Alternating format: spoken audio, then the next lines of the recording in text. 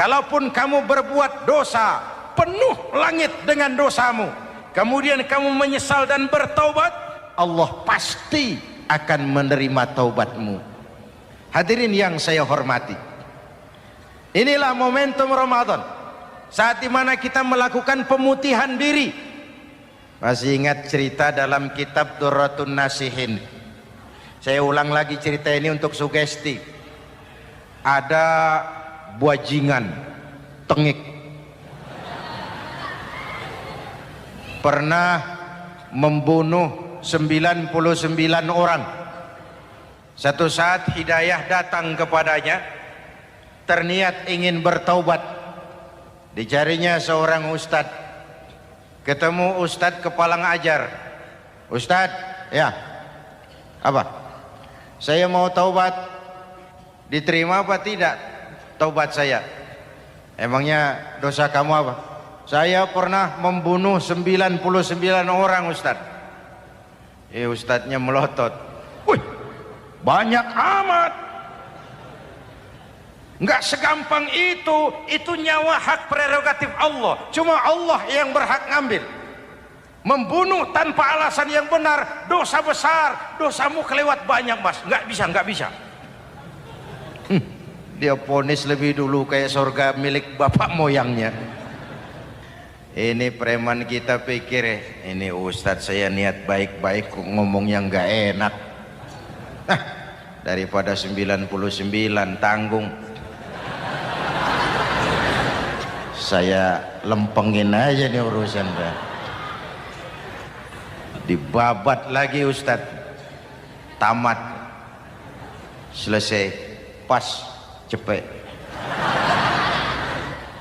Niat taubatnya masih terus. Dia mengembara sampai ketemu seorang ustadz yang bijak. Waalaikumsalam Ustadz. Assalam. Ada apa? Ustadz, saya mau taubat, diterima apa enggak sih? Oh, sebelum mentari terbit dari sebelah barat, sebelum nafasmu sampai di tenggorokan, Allah akan menerima taubatmu. Boleh jadi dosamu besar, tapi ampunan Allah lebih besar dari dosamu. Begitu tadi. Iya. Cuman ngomong-ngomong dosamu apa sih? Ustadz, saya sih tadinya cuma bunuh 99 orang. Terus ada ustadz ngomongnya nggak enak, jadi saya cukupin 100. Oh, taubatmu diterima asal benar-benar. Cuma begini saja, kampungmu kampung brengsek tuh, lingkunganmu nggak sehat. Kalau kau pulang ke sana lagi, niat taubatmu bisa lentur dan luntur. Kamu pindah saja, hijrah ke kampung lain yang lebih baik. Baik Ustadz, terima kasih. Wah, ngepak koper, pindah. Belum sampai ke kampung yang dituju, ajal datang merenggut nyawa. Ketika roh keluar dari jasad, ini malaikat rahmah dengan malaikat azab rebutan. Kata malaikat rahmah, ini jatah saya. Orang ini sudah taubat, tempatnya di surga. Kata malaikat azab, nanti dulu. Taubat si taubat, 100 bagaimana urusannya? Bertengkar. Akhirnya Allah mengutus malaikat Jibril, kau adili. Kata Jibril, ukur sajalah mana yang lebih dekat, kampung yang dituju atau kampung yang ditinggalkan. Ketika diukur, kampung yang dituju lebih dekat dari kampung yang ditinggalkan. Kata Jibril, dia jatah malaikat rahmah, taubatnya diterima Allah. Nah, kalau mendengar riwayat seperti ini, jangan diartikan bahwa untuk taubat mesti membunuh 100 orang.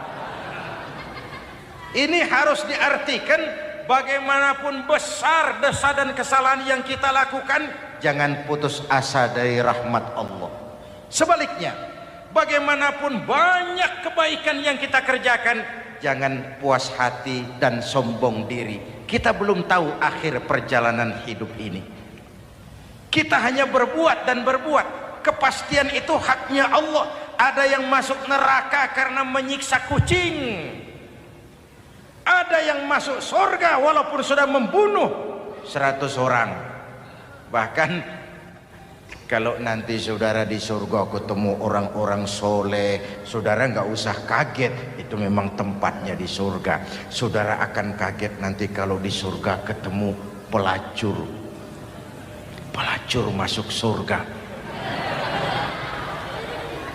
Penasaran, saudara samperin, Mbak Yu. Iya Mas, sampean ada di sini, apa Allah nggak salah wesel ini?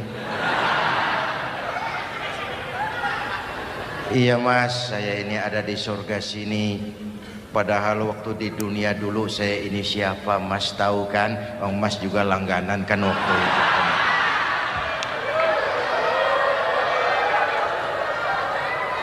Tapi terus terang saja Mas, waktu di dunia itu saya terpaksa betul.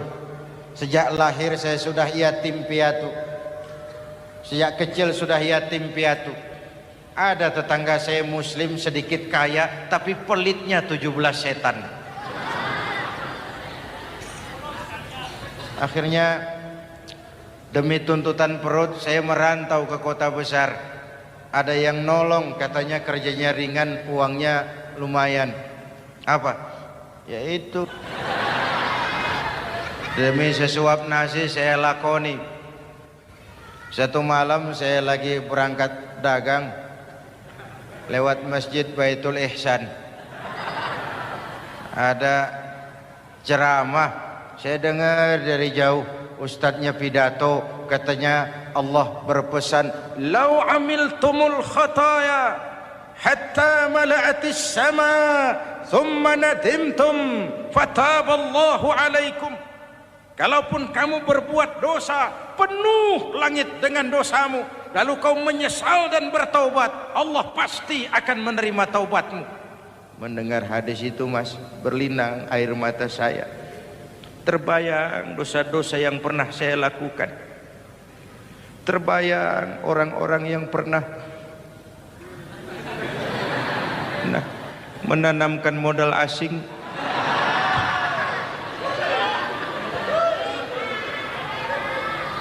Dikala itu hidayah datang, saya niat taubat pulang kampung Mas, mudik.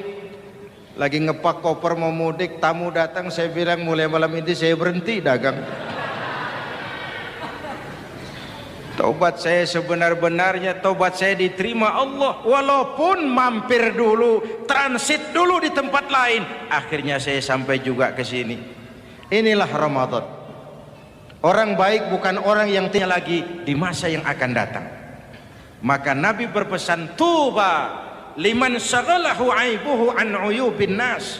Beruntung benar orang yang kekurangan dirinya menyebabkan dia sibuk sampai tidak sempat mencari-cari kekurangan orang lain. Tapi celaka benar orang yang terlalu sibuk mencari-cari kekurangan orang lain sampai lupa dengan kekurangan dirinya sendiri.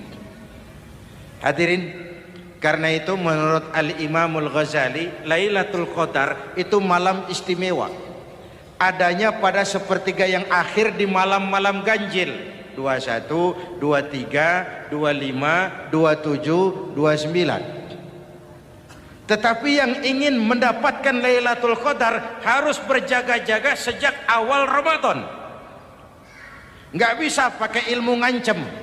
Wah ini 21 malam nih, nggak keluar-keluar dari masjid.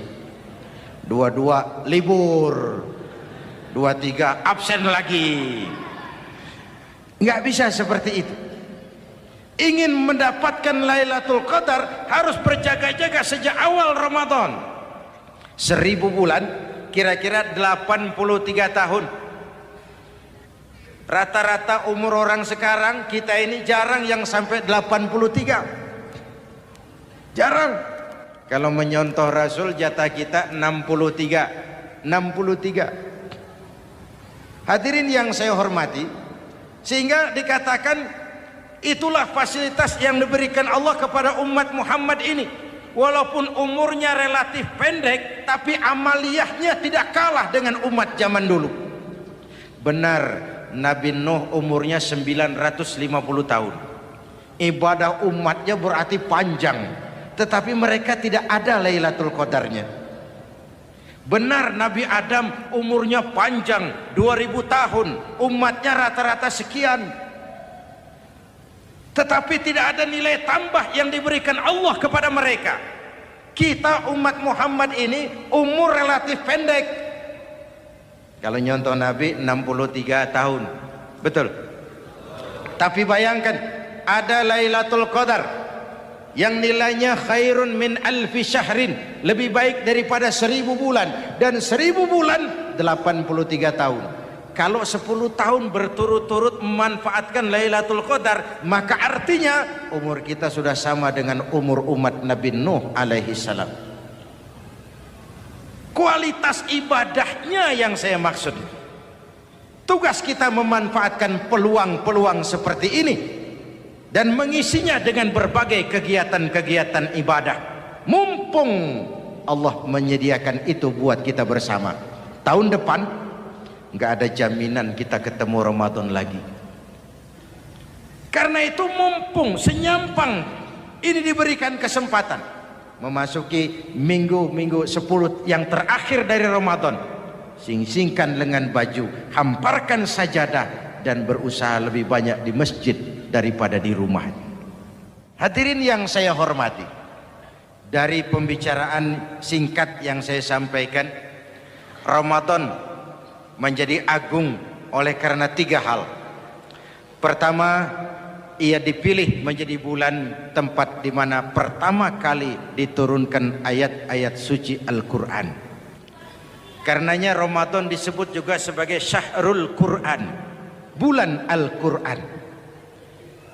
Karenanya Ramadan juga kita lebih intens memasuki kehidupan Al-Quran sebagai makmum dan kita sebagai imam.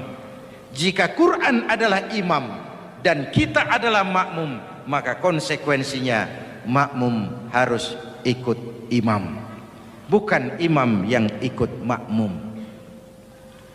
Yang kedua, keagungan Ramadan ditandai dengan pelaksanaan ibadah puasa. Setiap ibadah yang dikerjakan dengan benar pasti punya dampak dalam memperbaiki moral, meluruskan akhlak orang yang melaksanakan ibadah itu sendiri. Maka bulan suci Ramadan menjadilah kawah candra di muka, menjadi bulan training, bulan latihan. Saya sering ibaratkan Mike Tyson masuk latihan, keluar latihan, tindunya makin hebat. Hewitt masuk latihan, keluar latihan, tenisnya makin canggih. Zinedine Zidane masuk latihan, keluar latihan, sepak bolanya makin hebat. Kalau latihan tiap hari, main kalah terus, orang kan ngomong, buat apa latihan? Kita sebulan penuh latihan supaya bulan-bulan sesudah Ramadan nanti kita jangan sampai kalah dalam permainan hidup ini. Hidup ini kan permainan. Ada yang sekarang ini main sebagai pedagang, main sebagai pejabat, main sebagai pengusaha, main sebagai seniman. Hidup ini permainan. Wa mal hadhil hayatud dunya illa lahwun wa la'ib. Ini cuma permainan. Senarionya sudah ditetapkan oleh sang sutradara Allah Azza wa Jalla. Ini permainan saja. Maka bermainlah sesuai dengan aturan main. Karena hidup memang permainan. Tapi jangan main-main. Walaupun ini permainan, bermainlah dengan benar. Jangan main-main. Kalau main-main, kalah. Sepak bola permainan, main-main kalah. Bulu tangkis permainan, main-main kalah. Hidup ini permainan, main dengan benar, main sesuai dengan aturan main, main-main kalah. Hadirin yang saya hormati, karena itu 1 bulan untuk menghadapi 11 bulan sesudahnya. Yang ketiga, ditandai keagungan Ramadan dengan ada nuzulul Quran. Diberikan Allah kepada siapa saja yang dikehendakinya. Semoga ibadah yang sudah kita kerjakan kiranya diterima Allah. yang masih akan kita kerjakan, diberikan kita kekuatan zahir dan batin untuk dapat melaksanakannya dengan sebaik-baiknya. Bapak-bapak, ibu-ibu, saudara-saudara kaum muslimin rahimakumullah. Jauh berjalan banyak dilihat, dan pengalaman adalah guru yang paling bijaksana. Pantang seorang muslim jatuh 2 kali di tempat yang sama. Hari ini lewat sini jatuh, pantas belum pengalaman. Besok lewat situ lagi jatuh lagi, goblok amat. Si amat saja tidak goblok. Kita mau bicara keagungan Ramadan yang ditandai 3 hal. Pertama, Ramadan dipilih oleh Allah menjadi bulan tempat di mana pertama kali diturunkan Al-Quranul Karim, kitab suci kita, imam kita, pedoman utama dalam melaksanakan berbagai kegiatan hidup. Pertama, ia berisi akidah yang tujuannya menyelamatkan manusia dari ketergantungan kepada benda, menyelamatkan manusia dari kemusyrikan, baik syirik yang jali maupun syirik yang khafi. Syirik jali itu syirik terang-terangan, nyata-nyata menyembah berhala, nyata-nyata meyakini Tuhan lebih dari satu. Kalau gitu insya Allah kita aman. Tapi ada syirik khafi, syirik yang tersembunyi, menjadikan yang selain Allah sebagai tujuan akhir dari seluruh kegiatan hidup. Itu syirik khafi. Saya sejak pakai cincin ini rezeki lancar. Cincin. Saya sejak pakai gesper ini, jangan anak gadis, nenek-nenek ngelihat saya lemes. Gesper. Ini sejak ada perkutut di rumah ini, bisnis bagus. Perkutut. Kalau komputer lebih kita kagumi dari Allah, itulah berhala kita. Kalau pangkat lebih kita utamakan dari Allah, itulah berhala kita. Kalau ilmu lebih kita kagumi daripada Allah, itulah berhala kita. Quran membebaskan manusia dari ketergantungan kepada benda, membersihkan keyakinan, meluruskan tauhid dengan konsep akidah. Lalu sisi yang kedua, syariat untuk mengatur kehidupan sesama manusia. Selama ini kalau mendengar syariat yang terbayang oleh kita kan yang serem-serem, dan memang diopinikan sedemikian rupa. Padahal watak syariat itu pertama, al-musawat bainan nas fi takalifil ahkam. Ini watak syariat Islam. Semua manusia sama dalam berhadapan dengan hukum Allah. Semua manusia sama. Bukankah ini yang kita perjuangkan dengan tuntutan keadilan? Supaya di Republik ini jangan ada warga negara kelas 1. Supaya di Republik ini jangan ada yang kebal hukum.